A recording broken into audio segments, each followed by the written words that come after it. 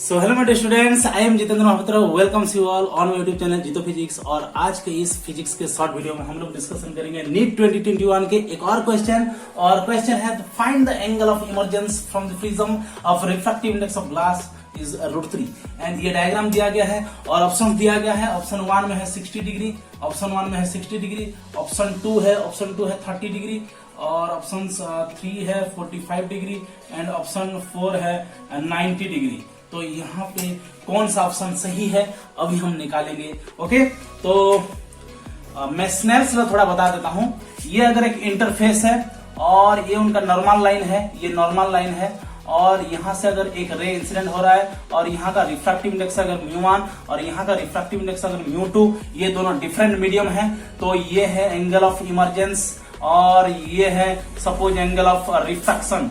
तो यहाँ पे स्नेल्स लॉ क्या होता है बच्चों, μ1 sin i is equal to μ2 sin r होता है कि नहीं, मुझे बोलो अकॉर्डिंग टू स्नेल्स लॉ। ये हमको पता है, ये वाला फॉर्मूला अभी यहाँ पे डालेंगे हम लोग। Okay, so are you ready guys?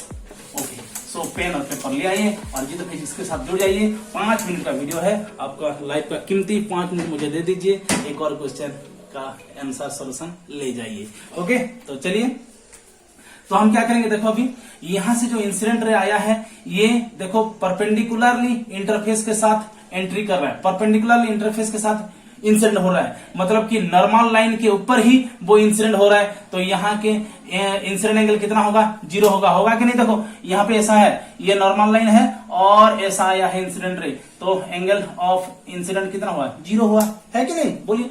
क्योंकि इधर आता है तो ये वाला एंगल लेते हैं, तो ये जो रे है ये इसके ऊपर है, तो इंसिडेंट एंगल कितना है, 0 है। तो ठीक है, यहाँ पे इंसिडेंट एंगल 0 और ये एआर मीडियम है, तो रिफ्रैक्टिव इंडेक्स कितना लेंगे, 1 लेंगे। तो देखिए नॉर्मली अगर इंसिडेंट होता है तो नॉर्मली ही रिफ्रैक्टेड होगा कि नहीं, नॉर्मली रिफ्रैक्टेड होगा। वेरी गुड, नॉर्मली रिफ्रैक्टेड होगा। तो नॉर्मली अगर रिफ्रैक्टेड होगा तो अभी क्या करेंगे, देखो हाँ, इसका रिफ्रैक्टिव इंडेक्स कितना है, √3 है। तो हम डाल लेते हैं formula, mu sine i is equal to mu g, mu a लिख लेता हूं, ये वाला म्यू ए है और ये वाला म्यू जी है। ओके, तो mu g sine r. Okay, और रिफ्रैक्टेड एंगल हमको जानना है एक्चुअली। म्यू ए 1 है और साइन आई का कितना है, आई का वैल्यू 0 है, तो साइन आई का वैल्यू कितना हो जाएगा, 0 हो जाएगा। और mu g sine r, okay, mu g यहाँ पे आ जाएगा, डिवाइड होगा, 0 हो जाएगा, तो साइन आर 0 हो जाएगा। तो साइन आर का वैल्यू 0 हो गया, इसका मतलब आर का वैल्यू कितना हो गया, 0 डिग्री। तो रिफ्रैक्टेड एंगल भी कितना होगा, रिफ्रैक्टेड एंगल भी कितना होगा, R1 इज इक्वल टू कितना होगा, 0 डिग्री। ओके, मैं एक और बार डायग्राम को अच्छे से बनाता हूं। यहाँ पे देखो अभी, तो हमको पता चल गया कि पहला वाला जो रिफ्रैक्टेड एंगल है उसका वैल्यू कितना है बच्चों, उसका वैल्यू है 0 डिग्री। ओके, तो यहां से ऐसे आया है और ये वाला ऐसे इंसिडेंट हुआ है और अभी हमको पता चला है कि ये ऐसे ही आएगा बोल के। और यहाँ पे रिफ्रैक्टेड एंगल कितना हुआ, 0 हुआ, और यहाँ पे इंसिडेंट एंगल कितना हुआ, 0 हुआ। ये कैसे इंटरफेस में एंट्री कर रहा है, परपेंडिकुलरली एंट्री कर रहा है। ओके, तो यहाँ पे देखो ये भी ग्लास सरफेस है ना, ग्लास सरफेस है। अगर यहाँ पर ऐसे रिफ्लेक्ट करता तो वो कौन सा जो कंडीशन है वो उसको ओबे करता, क्रिटिकल एंगल वाला condition, total internal reflection, TIR condition क्या है, TIR कंडीशन है incident angle should be greater than critical angle, incident angle should be greater than critical angle. तो यहाँ पे हमको अभी क्या निकालना पड़ेगा, क्रिटिकल एंगल निकालने के लिए पड़ेगा। तो म्यू इज इक्वल कितना लिखते हैं, 1/sin c लिखते हैं कि नहीं, बोलो। तो म्यू कितना है, ग्लास का म्यू कितना है, √3 है, तो 1/sin c। और यहाँ पे अगर हम sin c लिखेंगे तो ये हो जाएगा 1/√3 और c लिखेंगे तो साइन इनवर्स 1/√3, जो कि है अप्रोक्सीमेटली कितना होगा, अप्रोक्सीमेटली होगा 35 डिग्री। कितना होगा, 35 डिग्री। मतलब कि ग्लास सरफेस का, ग्लास का क्रिटिकल एंगल कितना है, ग्लास का क्रिटिकल एंगल कितना है, ग्लास का क्रिटिकल एंगल है C is equal to 35 degree approximately. Okay, approximately कितना है, 35 डिग्री। ओके, तो ये है R1। ओके, और यहाँ ये जो सरफेस यूज हुआ है और यहाँ पे जो सरफेस यूज हो रहा है, तो एंगल ऑफ प्रिज्म क्या होगा, ये वाला एंगल ऑफ प्रिज्म होगा कि नहीं। तो ये 60 डिग्री दिया है, देखो ये 60 डिग्री है, 90 डिग्री, मतलब कि ये कौन कितना डिग्री है, ये है 30 डिग्री। क्लियर? तो ये अगर 30 डिग्री है तो हमको पता है angle of prism is equal to R1 plus R2 लिखेंगे कि नहीं, बोलो, R1 plus R2। Okay, very good, R1 plus R2।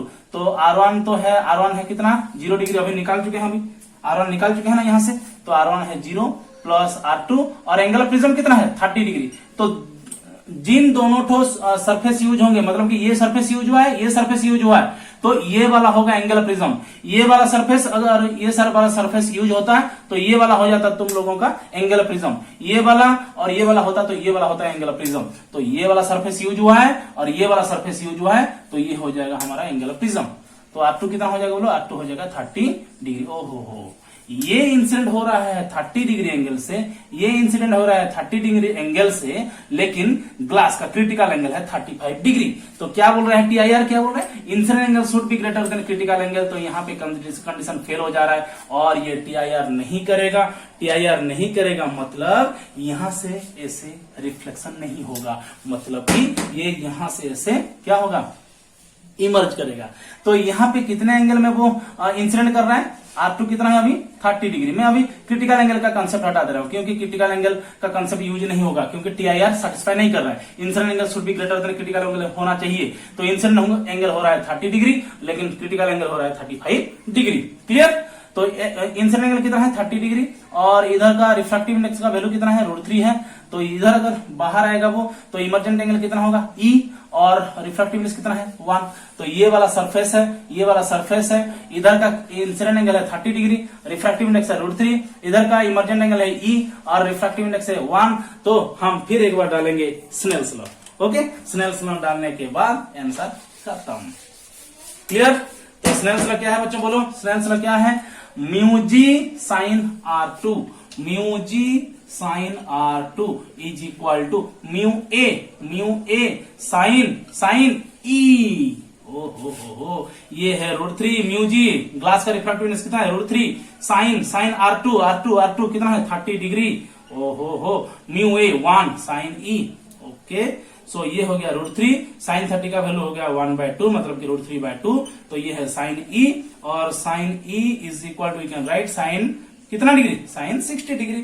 तो एंगल ऑफ इमर्जेंस कितना हो जाएगा बच्चों, एंगल ऑफ इमर्जेंस हो जाएगा 60 degree, angle of emergence 60 degree. ये वाला ऑप्शन करेक्ट।